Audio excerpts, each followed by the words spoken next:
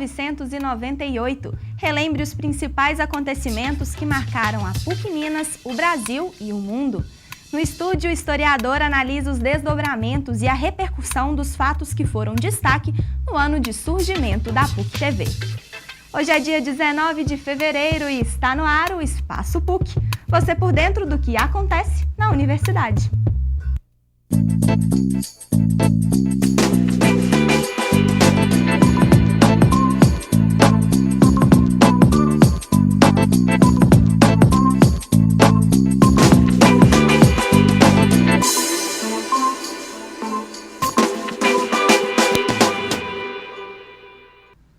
Olá, boa tarde. Desde a pré-história, o homem registra descobertas e acontecimentos marcantes.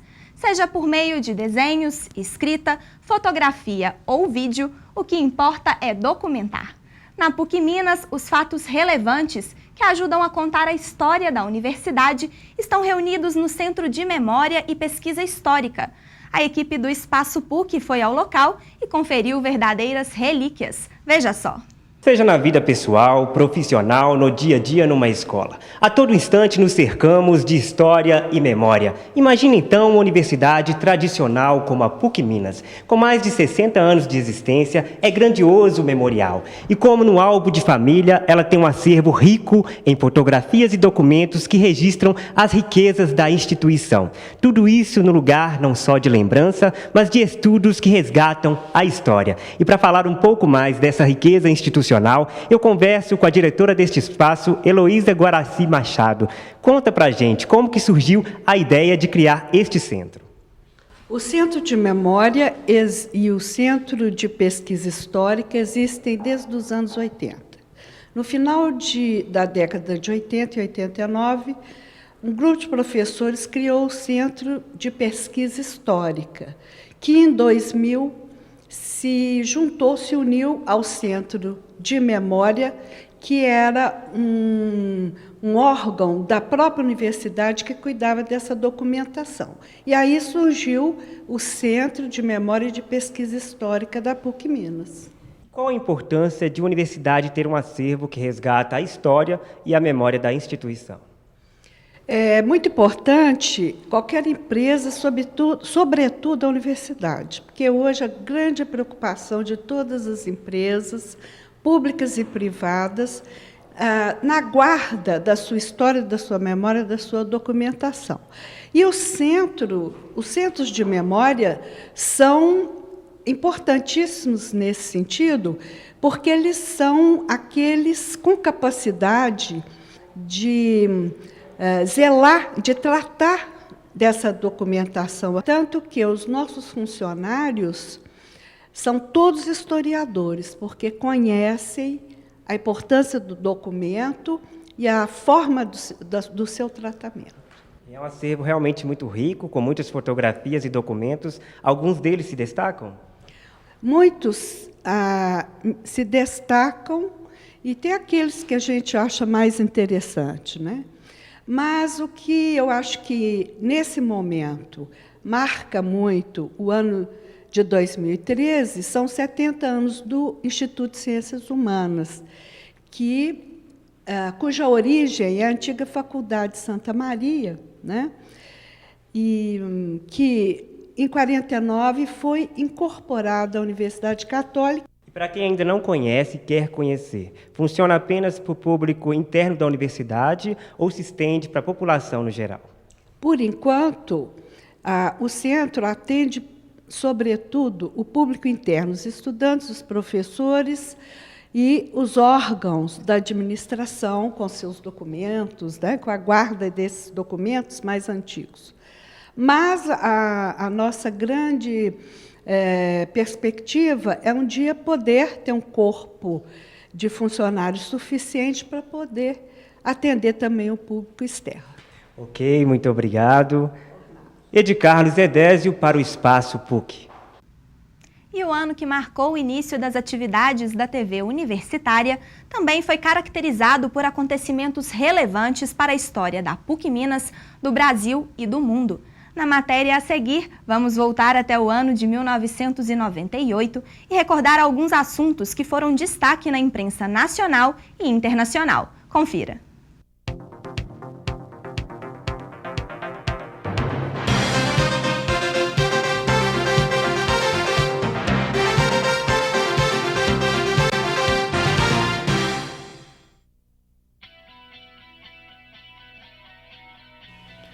Estou pronto para a nova jornada. Sinto-me renovado pelo apoio generoso do povo brasileiro. Tenho mais experiência, pelo muito que pude aprender, tanto dos acertos quanto dos erros do meu primeiro mandato. No dia 4 de outubro de 1998, Fernando Henrique Cardoso foi o primeiro presidente reeleito por voto popular. O governante concorreu com Luiz Inácio Lula da Silva, que ficou em segundo lugar, e Ciro Gomes, terceiro colocado. Na mesma época, foi implantado na PUC Minas o programa de pós-graduação estricto sensu da Faculdade Mineira de Direito, pioneira no incentivo à continuidade dos estudos depois da graduação. Também em 98, acontecia o lançamento do filme Central do Brasil. Uma mulher à procura de um filho. O longa recebeu o Urso de Ouro e foi indicado ao Oscar na categoria de melhor filme estrangeiro. Com o intuito de valorizar e semear a cultura, a educação e a cidadania, ainda no mesmo ano, a PUC TV, Laboratório para Alunos de Jornalismo da PUC Minas, entra no ar por meio da Lei 8.977. A partir daí, a emissora firma um compromisso com a sociedade e com a informação de qualidade, se tornando a sede da TV universitária em Belo Horizonte. E no ano da última Copa do Mundo do século XX, a seleção brasileira tetracampeã perdeu de 3-0 para a França na decisão. Na época, a condição física do jogador Ronaldo Fenômeno foi destaque na imprensa. 4 anos depois, em 2002, o atacante, ao lado de outros grandes nomes do time, voltou a brilhar na conquista do pentacampeonato mundial. Na PUC Minas, os cursos de mestrado e de doutorado do programa de pós-graduação em Engenharia Mecânica da Universidade são reconhecidos pela Coordenação de Aperfeiçoamento de Pessoal de Nível Superior, a CAPES. Para analisar os desdobramentos dos fatos que chamaram a atenção no final do século XX, eu recebo no estúdio do Espaço PUC a coordenadora do Departamento de História da Associação Pré-Federal, Viviane Silva Gonzaga. Professora Viviane, bem-vinda ao Espaço PUC, obrigada por ter aceitado o nosso convite. Obrigada pelo convite, Gabriela. Bom, para começar o nosso bate-papo, como nós vimos na matéria, no ano de 1998, pela primeira vez, os brasileiros reelegeram um presidente da República. Que impactos, isso provocou no cenário político, essa reeleição do Fernando Henrique Cardoso provocou no cenário político brasileiro? Bom, Gabriela, em primeiro lugar, nós temos que avaliar e perceber, que esse fato não foi um fato isolado.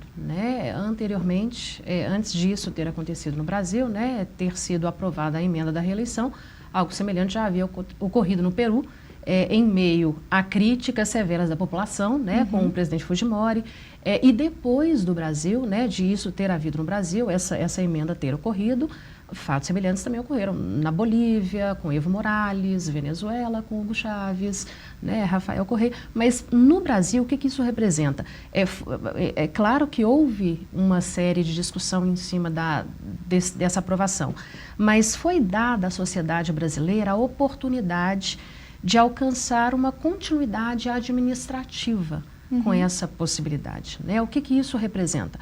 Um grande problema que nós tivemos na história republicana brasileira, desde tempos remotos, é justamente a interrupção de projetos políticos que são projetos que, para serem executados, há necessidade de um longo tempo, mas em razão de disputas políticas, da queda de um determinado partido que estava no poder, aquele partido adversário que através das eleições sobe, né, interrompe completamente a linha de ação. Dá maior continuidade, né? Exatamente. Então, o grande ganho que nós tivemos com a emenda da reeleição e justamente com os 8 anos do Fernando Henrique foi justamente a ideia da continuidade administrativa. Agora, é claro que nós não podemos negar que os 8 anos do mandato de Fernando Henrique Cardoso representou também a continuidade de um modelo de gestão que trouxe uma série de prejuízos sociais para o nosso país, né? Claro. Foram 8 anos aí de uma política neoliberal que trouxe como consequência a intensificação da miséria, o aumento do desemprego, né? Por coisas que são inerentes ao modelo neoliberal que foi acentuado nesse período. Claro. Foi também em 98 que 2 políticos irlandeses foram agraciados com o Prêmio Nobel da Paz por seus esforços, né, em conter de forma pacífica, solucionar de forma pacífica o conflito separatista na Irlanda do Norte. Até que ponto iniciativas como essa, que buscam solucionar conflitos por meio da paz, influenciam hoje o panorama político internacional? Esse acordo, né, o acordo de Sexta-feira Santa, como é chamado, e que rendeu esse prêmio, na verdade, na minha opinião, ele é muito mais revelador de uma nova mentalidade do que influenciador, né, digamos assim. Desde a Segunda Guerra Mundial, em razão das atrocidades cometidas durante a guerra e também em função dos massacres cometidos pelos regimes totalitários, passou-se a se preocupar mais com a questão dos direitos humanos, né? E percebeu-se que o Estado, o poder público que deveria ser garantidor dos direitos humanos, também era capaz de ser violador, como ocorreu nos casos de Hitler, Stalin, né? Falando aí da extrema esquerda e da extrema direita. Então, a partir dali, de 45, eu diria, começa a surgir essa mentalidade. E, no caso, né, foi bem lembrada através da sua pergunta, 98 representou justamente, revelou essa nova mentalidade de buscar uma solução pacífica para conflitos que são inerentes ao viver, né, ao compartilhar a existência com conflitos geopolíticos. Abriu realmente a mentalidade, né, mudou a maneira de pensar. E a sua pergunta me fez lembrar também que na mesma década de 90, né, pouco antes de esses líderes políticos irlandeses terem recebido essa premiação, algo semelhante ocorreu.